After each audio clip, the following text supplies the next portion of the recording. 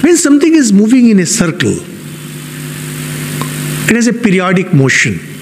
It will continue to have periodic motion, as Newton also says in his first law of motion, that a body continues in state of rest or motion unless an external force is applied.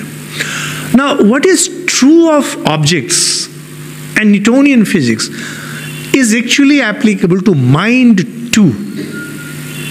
And as we progress with this work, we shall see how mind is matter, because that is a permanent and absolutely unshakable belief of the Hindus, that mind is matter.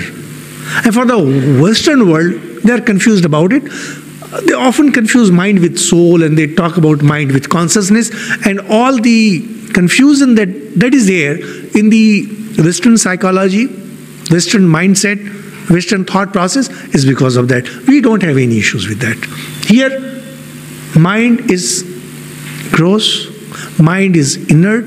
It derives its consciousness or apparent consciousness from the soul.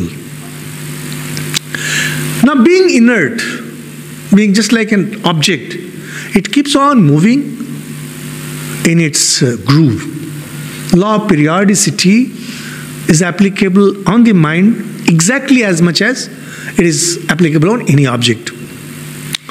Now, if you want to make that mind move up or down from that groove, you need an external force.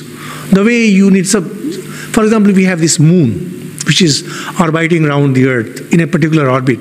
Now, if you want that moon should move away, something very big has to come and hit it, and then moon's orbit will change.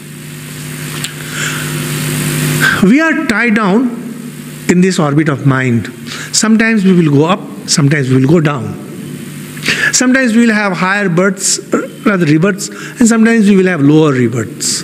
But we can never escape this cycle of birth and death.